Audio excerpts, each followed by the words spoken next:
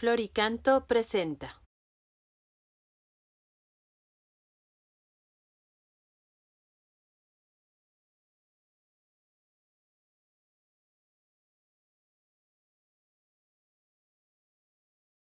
Responsable de la dimensión de pastoral educativa y de cultura de la Conferencia del Episcopado Mexicano, del señor rector de la Universidad Pontificia de México, así como presidente de la Asociación Mexicana de Instituciones de Educación Superior de Inspiración Cristiana, les damos la más cordial bienvenida. Un servidor, el padre Eduardo Corral, secretario ejecutivo de esta dimensión.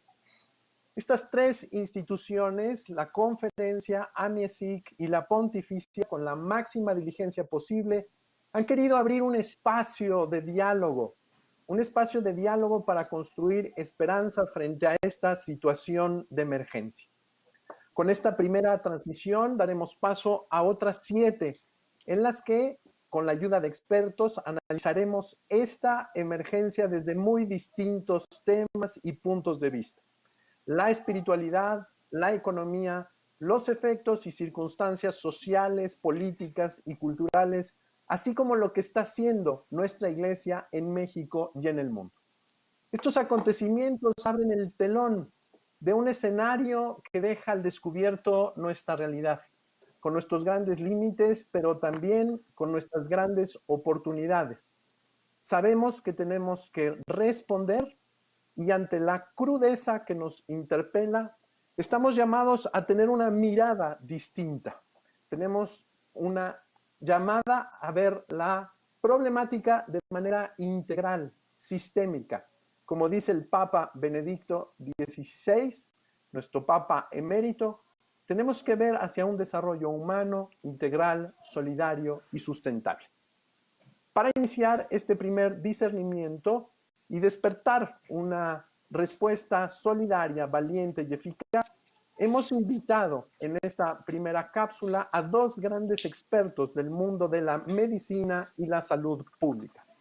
El maestro Salomón Chertorivsky-Woldenberg, profesor investigador del CIDE, presidente del Consejo Consultivo Ciudadano Nacional de Movimiento Ciudadano Pensando México, y también un hombre que tiene una grande experiencia académica, pública y en el sector privado. Gracias, Salomón, es un gusto saludarle. Está también con nosotros el doctor Pablo Curi. Gran gusto. El doctor Pablo Curi es, además de un académico extraordinario, con una experiencia larga de 34 años en la Facultad de Medicina de la UNAM, un servidor público con una larga trayectoria y finalmente fue subsecretario de Salud durante 7 años.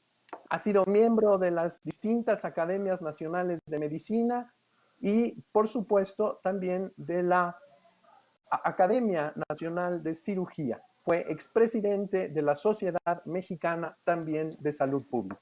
Ha colaborado con distintos esfuerzos en situaciones de emergencia, de catástrofes naturales, así también como situaciones de epidemias en México y en el mundo. Tengo que decir que también una característica es la amistad que hay entre estos dos grandes académicos. A los dos les agradezco mucho su presencia en este tiempo tan agitado, tan convulso, y les agradezco mucho que hayan abierto su conocimiento y su experiencia para ayudar a la Iglesia a comunicarse con el mundo. En este primer bloque quisiéramos escuchar al doctor Pablo Curi Morales. Quisiéramos escuchar las cuestiones esenciales de la cuestión clínica y de la cuestión de salud. Le damos el uso de la voz. Doctor Pablo, de nuevo, muchas gracias. Muchas gracias, padre, y desde luego agradecer a la Conferencia del Episcopado Mexicano, la dimensión de pastoral educativa y de cultura, y desde luego saludar a todos quienes nos están viendo y escuchando en esta ocasión. Déjenme platicarles un poco de lo que es el COVID-19. Primero decir que ese es el nombre de la enfermedad, es COVID-19, producida por un coronavirus. Es una enfermedad que no es, y con eso quiero empezar, mortal ni grave por necesidad.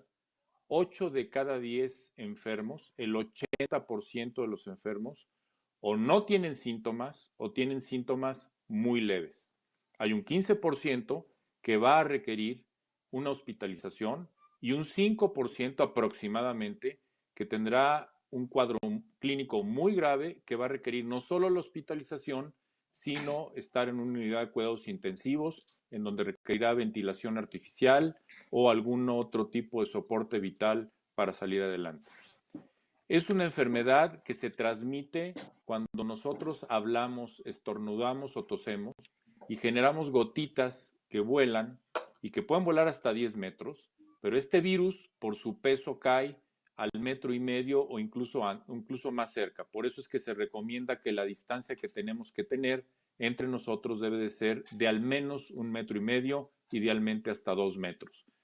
Entonces, este virus, cuando nosotros tosemos o tocamos algún objeto o tosemos sobre algún objeto, un teclado, un celular, una banca, etcétera, lo podemos dejar ahí y una persona que llegue y lo toca y se lleva las manos a la boca, a la nariz o a los ojos, se puede contagiar.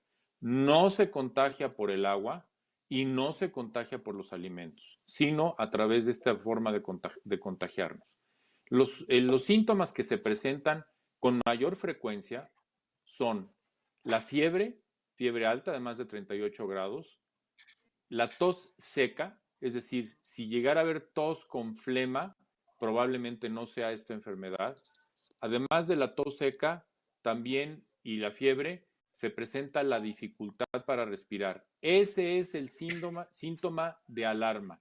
Si alguien tiene fiebre y tos, pero no tiene dificultad para respirar y tuviera esta enfermedad, pues sí, no la va a pasar muy bien, pero no tendrá una situación que amerite ir a un hospital. Si hay dificultad para respirar, hay que ir al hospital.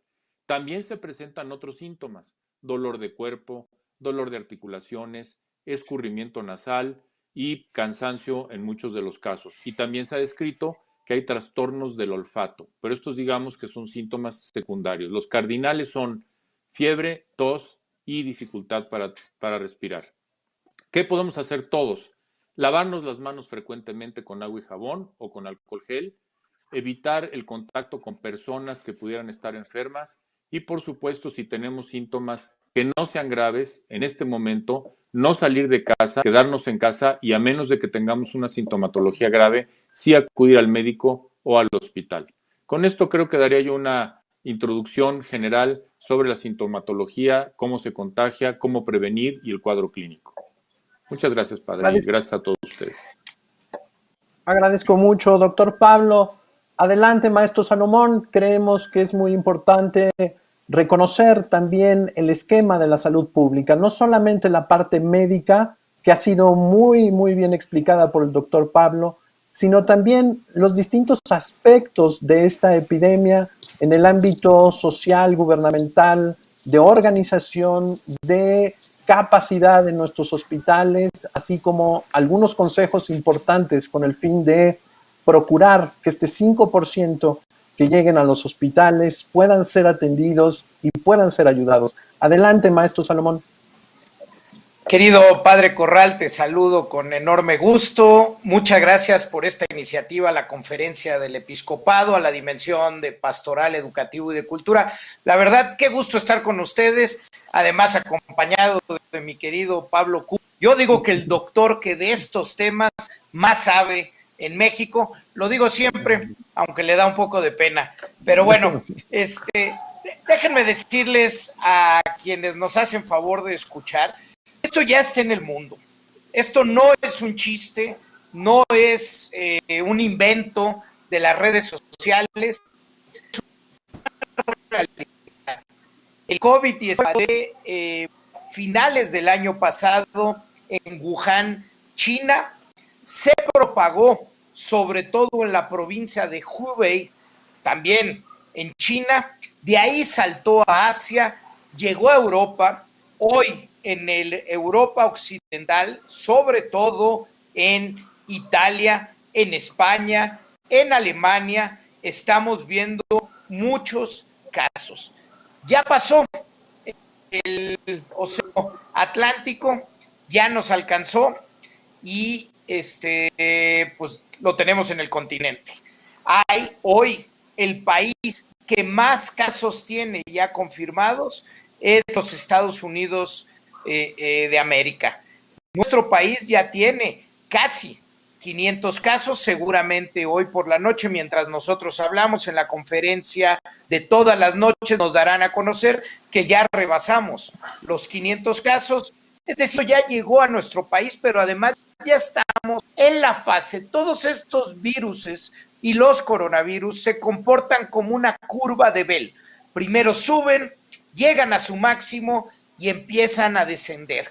Bueno, nosotros ya estamos iniciando la curva ascendente que seguramente, muy probablemente en las próximas semanas será exponencial. Es decir, muy probablemente en nuestro país en las próximas semanas estaremos viendo mucho más casos que, como decía el doctor Curi, algunos de ellos llegarán a hospitales. En la salud pública, cuando hay una emergencia sanitaria, es muy difícil el equilibrio de qué son las medidas que tienen que tomar, porque por un lado está la racionalidad de los expertos y los científicos, pero por el otro lado está el miedo que nos provoca a todos y que nos lleva muchas veces a sobreactuar, a querer tomar medidas por donde las escuchamos, porque, pues otra vez, pues se siente muy feo la indefensión ante una cosa, pues que no conocíamos, una enfermedad nueva, que aunque como dijo Pablo, no para todos, sino solo para la más pequeña minoría será letal, pues sí es una enfermedad nueva y escuchamos mucho de ello en las redes. Por tanto, lo que necesitamos entender es que ese equilibrio, decisión de cuáles son las medidas puntuales que se deben de tomar en el país, ya no el lavado de manos, ya no el estornudo de etiquetas, sino en el país, qué cosas deben cerrar, cuáles tienen que ser las reglas para nuestra sociedad y la continuidad de nuestras actividades, esa solo la puede tomar la autoridad sanitaria. Es la autoridad sanitaria la que tiene que llevarnos a cuáles esas decisiones. Ahora bien, la autoridad tiene la responsabilidad de trazar esos lineamientos de manera adecuada, porque cuando no lo hace, como ha pasado en las últimas semanas, que por ejemplo las universidades no sabían qué es lo que tenían que hacer o no, es muy normal que un rector tome una definición porque quiere proteger a sus alumnos y está viendo que en otras partes del mundo están cerrando universidades. No, nosotros tenemos que ir con el llamado de las autoridades y por eso les tenemos que pedir a las autoridades que sus lineamientos sean claros. Ahora ya empezamos la fase 2 y ya nos empezaron a decir con claridad qué es lo que tenemos y no tenemos que hacer. Y por supuesto, nos tiene la autoridad que comunicar esto con congruencia. No nos pueden decir que no nos abracemos y no nos damos besos cuando vemos a nuestras máximas autoridades que siguen dando besos o que siguen. No, la autoridad tiene que trazar las directrices, comunicarlas de manera adecuada y a partir de ello nosotros como ciudadanos, como ciudadanas, debemos de obedecer lo que se nos mandata. ¿Por qué? Porque hay tanto ruido en las redes sociales, hay tantos mitos. Yo he escuchado otras cosas de que esto te lo va a curar, de que tomes esta cosa y te lo va a curar. No, hay que hacer caso a las autoridades. Hoy estamos en una etapa de todos aquellos que puedan en casa y esperar para evitar el mayor número de posibles, de que se evite el mayor número posible de contagios y que por ende el menor número posible de personas lleguen de manera grave a los hospitales y así nos saturamos nuestros servicios de salud. Hoy, a estar con calma, a estar tranquilos, a escuchar con mucha claridad lo que nos mandatan las autoridades y obedecer en consecuencia, padre. Muchas gracias, maestro Salomón. Quisiera un poco sintetizar lo que ustedes nos han dicho. El virus no es letal, sin embargo, para un 5% de la población sí lo puede ser. Y nosotros tenemos que ser prudentes con el fin de liberar y frenar el contagio. una de las maneras de frenar el contagio es precisamente el aislamiento. Yo quisiera preguntarles a ambos sobre este punto que causa mucho ruido, que causa mucha incertidumbre, que no sabemos estar en esta dinámica de aislamiento. Doctor Curi, por favor. Bueno, lo primero que ligaría a esta pregunta, padre, y a quienes nos escuchan es, no hay vacuna y no hay tratamiento. Entonces, la única defensa es evitar contagiarse.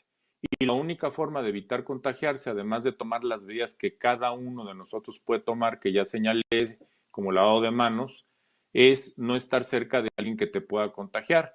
Y la forma de no estar cerca de alguien que te pueda contagiar es no andar deambulando por todos lados y aislarse al menos en este periodo crítico de inicio de la fase de la curva que ya explicó el maestro Chertorivsky, pues quedándonos en casa, haciendo el trabajo a larga distancia, evitando reuniones o congregación o la congregación de personas en un mismo lugar, porque eso nos pone en riesgo a todos. Quiero recordar a quien nos escucha que hasta el 80% de las personas pueden tener síntomas o muy leves o no tener síntomas y estar contagiando. Entonces, si vamos a una reunión donde haya 100 personas, pudiera haber ahí 3 o 4 que estén contagiados sin síntomas, pero sí nos van a estar contagiando más. Por eso es que en este momento las autoridades han hecho un claro llamado a quedarse en casa si no es necesario andar saliendo y a no reunirnos si no es necesario hacerlo. Entonces creo que tenemos que apoyar estas decisiones que son las correctas y la razón es la que acabo de esgrimir. Solo una precisión, padre. El 5% pueden tener sintomatología grave que requiera que vayan a un hospital y tengan que ser atendidos en cuidados intensivos. La mortalidad anda un poquito más baja, anda alrededor del 3 al 4%. Muy importante, ¿quiénes tienen mayor riesgo? Porque no lo dije. Los adultos mayores. Esos son a los que además de todos seguir estas indicaciones, más tenemos que cuidar. La mortalidad en adultos mayores de 80 años es 1 en 6. Y, por ejemplo, sin que deje de señalar que pueda haber jóvenes que mueran, en los grupos de menos de 40 años es de 1 en 500. O sea, que quienes tienen más riesgo son los adultos mayores. Y además, si son diabéticos o tienen obesidad o son hipertensos y fuman, pues tienen todavía más riesgo. Entonces tenemos que cuidar a esos grupos de riesgo, igual que a las mujeres embarazadas o que están lactando. Pero entonces, muy importante entender que como no hay ninguna droga que nos cure, ni ninguna vacuna que hoy proteja, todavía, probablemente la vaya a haber en las próximas semanas o meses, pero hoy no la hay. La única manera es distanciamiento social para evitar el contagio.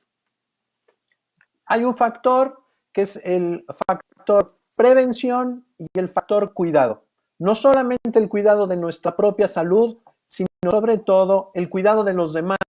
Pues como bien señala el doctor Curi, nosotros podemos estar contagiando y no tener ninguna manifestación sobre este virus en nuestro cuerpo. Tenemos que aislarnos y tenemos que actuar con mucha cautela. Maestro Salomón, nuestro sistema hospitalario, nuestras camas, nuestros ventiladores, ¿son suficientes? Tengo que hablar con toda responsabilidad, con toda claridad. El sistema de salud de nuestro país es un sistema robusto, es un buen sistema de salud, pero que en los últimos tiempos ha tenido menos presupuesto. Abril 16 tuvo menos presupuesto y hoy los hospitales están en condiciones para atender un número de personas, pero hay que decirlo, el sistema mexicano, ningún sistema del mundo está listo para ver cuando de repente llegan miles de personas más que las que normalmente han. Es decir, hoy los hospitales en sus camas de terapia intensiva, cuando empiece a crecer y lleguen muchos, si tenemos muchísimos casos, pues esas mismas camas que antes atendían tal vez el número de casos normales de infarto agudo al cardio, que están personas que traen un problema cardiovascular o cerebrovascular, pues hoy ese sistema va a reconfigurarse para poder atender además la posibilidad de tener muchos casos de COVID-19 y además los va a tener que separar de los otros casos para que no se contagien los pacientes, como decía, ya pueden estar débiles por sí mismos. El sistema de salud de nuestro país fuerte, pero otra vez, el número de casos es por decenas de miles, el sistema de salud de nuestro país se va a ver saturado y muy probablemente desbordado. Por eso, otra vez, tenemos que insistir sobre ello. Para que esto tenga menores probabilidades de suceder, tenemos que acatar hoy las medidas de distanciamiento, que aquí voy a hacer una acotación por los tiempos modernos. Es un distanciamiento físico. Hoy ya no representa que este distanciamiento tenga que ser social. Mira, estamos conectados, querido padre, yo te estoy pudiendo saludar hoy a ti, y a Pablo, a pesar de cada uno de nosotros estamos en otro sitio. Hoy tenemos que distanciarnos físicamente, no social, pero es la medida que tenemos a nuestro alcance para poder hacer que el sistema de salud de nuestro país no se estrese y tenga las mejores posibilidades de atender a quien seguramente llegará en condiciones complejas. Por eso, otra vez, yo sé que es muy difícil por un tiempo largo dejar de ver a la abuela, al abuelo, pero el mejor favor que le hacemos es mandarle besos y abrazos, pero por teléfono o por un WhatsApp o por un mensaje. Por esta tada, separémonos y mandémonos nuestro cariño, nuestro afecto y nuestra solidaridad por otras vías que no sea el contacto físico. Le pedimos a nuestro apoyo técnico si hay alguna pregunta por parte de las personas con las que queremos dialogar. Para el doctor Curi, ¿se pueden las condiciones epidemiológicas de un país de primer mundo, yo imagino que como los europeos o los de Estados Unidos, donde vivo, comparar a las condiciones de México? Bueno, hay varias circunstancias. Estrictamente, por ejemplo, la pirámide demográfica de nuestro país es distinta a la pirámide demográfica de otros países. Por ejemplo, el caso de Italia, donde ha habido una gran cantidad de muertes. Cerca del 86-87% de estas muertes han sido en personas de arriba de 80 años, porque Italia es el país, después de Japón, con el mayor número de adultos mayores. Entonces, las condiciones epidemiológicas en algunas cosas son comparables, pero por las características de la población, por su demografía, por sus antecedentes genéticos, hay mucha variación entre poblaciones. Incluso al interior de nuestro país no es lo mismo el sur que el centro que el norte. Pero en general yo diría que México tiene sus propias condiciones que lo hacen, bueno, responder de la manera que ahora se ha estado planteando, pero como dice el maestro Chertoriski, ahora ya hay directrices mucho más claras de lo que tenemos que hacer y eso es lo que hay que continuar haciendo. Y bien decía, es el distanciamiento físico más que social. Maestro Salomón, con relación a esta pregunta, usted nos explicaba muy bien que todos los estudios, todas las estadísticas se equiparan y esto está afectando a todo el mundo. ¿Quisiera hacer algún comentario con relación a esta pregunta? Miren, yo le comentaría a quien nos hace favor hoy de escuchar que las epidemias, las pandemias, pues llegan conviviendo con los seres humanos por décadas, ¿no? Vaya, solo recordar, por ejemplo, que en el siglo XIV, la famosa peste negra, que empieza en el lejano oriente, en el transcurso de una década, llega hasta Europa Occidental y a Inglaterra, en una década. Es decir, no había aviones, no había fronteras donde te pidieran pasaporte y no había muros construidos, pero a pesar de ello, el virus, los coronavirus no respetan fronteras. Hoy en día, que vivimos en un mundo global, en que en 24 horas puedes estar en China, en México y en Argentina, pues es muy natural que esto se mueva de manera muy rápida. Y es lo que hemos visto. Ningún país ni ninguna frontera está libre de poder recibir y darle la bienvenida al virus. Lo que sí podemos hacer es, porque lo sabemos, porque lo conocemos, porque tuvimos la enorme fortuna, a diferencia del año 2009 con el H1N1, con la influenza, que no fuimos nosotros el epicentro de lo que sucedió. Esta vez les tocó a Wuhan, le tocó a China ser el epicentro, y nosotros llevamos 3 meses de ventaja para poder entender, estudiar, analizar lo que se puede hacer y qué nos da mejores probabilidades de dar la batalla a este coronavirus. Quisiera pedirles que en 30 segundos pudieran dar una conclusión con el fin de seguir comunicando, iluminando y animando a las personas a cuidarse. Doctor Pablo, adelante.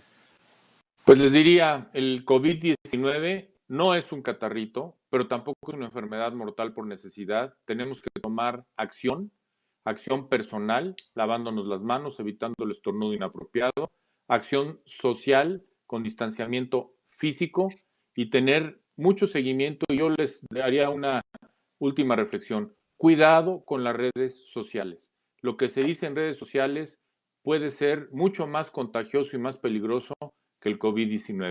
Entonces, infórmense en páginas oficiales de la Organización Mundial de la Salud, de la propia Secretaría de Salud de México o de alguna universidad reconocida como Johns Hopkins u otras, de la UNAM, de algunas instituciones de educación superior, pero por favor, cuidado con lo que dicen las redes sociales. Doctor Pablo, le agradecemos mucho su presencia a pesar de sus múltiples ocupaciones. De verdad, muchas gracias en nombre de la Conferencia del Episcopado Mexicano. Maestro Salomón Chertorivsky. Querido padre Corral, auditorio, pues yo les diría que sabemos lo que tenemos que hacer. Como bien lo dice Pablo, no hay que sobredimensionar la gravedad, pero tampoco hay que minimizar 2 hechos. Uno, que en efecto de quienes se contagien, un pequeño porcentaje fallecerá. Y segundo, que si son muchísimos los casos, los hospitales de nuestro país se pueden saturar y eso puede generar problemas no solo para quien se tenga que atender por el COVID-19, sino para los pacientes que regularmente los servicios de salud del país tienen que estar atendiendo. Por eso, para evitar las muertes que no tendrían que ser, para evitar que los servicios de salud de nuestro país se saturen, hagamos lo que a nosotros nos toca, lo que está en nuestras manos. Quedémonos en casa. La economía, con un buen trabajo de gobierno en los próximos meses, en el próximo año, la vamos a ir recuperando. La salud y las muertes que se generen y que eran evitables, esas no se recuperan. Por eso hoy lo que nos toca son las prácticas de higiene, lavarse las manos, el estado de etiqueta, usar gel y quedarnos en casa. Aprovechemos este tiempo de quedarnos en casa, gozarnos en familia, disfrutemos a los hijos, hagamos todas esas cosas que siempre decimos que cuando tengamos tiempo las vamos a hacer, leer un buen libro, ver una buena película, tener una gran plática en la familia. Aprovechemos este tiempo y mantengámonos sanos. Muchas gracias, maestro. Hemos estado revisando los distintos comentarios que en las distintas plataformas nos han enviado. Yo les diré que a través de estas 8 transmisiones que haremos en vivo, iremos resolviendo. A Joshua, que nos dice, tengo miedo, le digo con toda claridad, hay que ser realistas y la vida es certidumbre y podemos hacer mucho para cuidar nuestra vida, cuidar la vida de los demás. Estaremos en las próximas 7 cápsulas, como lo dijimos al inicio, revisando distintos temas, el económico, el social, el espiritual, el eclesial, el cultural. Estoy seguro que esta epidemia nos cambiará mucho, nos cambiará la mirada y nuestra manera de sentir, pensar, ver y de relacionarnos. Así que hay que estar abiertos, reflexivos, serenos y por supuesto en diálogo. No hay nada más peligroso como el ensimismamiento. No hay nada más peligroso como estar de manera autorreferencial en estas cuestiones de miedo, de angustia, de temor. De nueva cuenta, mi gratitud a estos dos grandes expertos, a nuestros técnicos que nos han ayudado increíblemente desde distintos puntos de la República Mexicana para que la Conferencia del Episcopado Mexicano, el cuerpo colegiado de obispos de México, pueda servir no solamente a la Iglesia, sino también a todo el pueblo de México. Les agradezco mucho y concluimos esta transmisión. Buen día.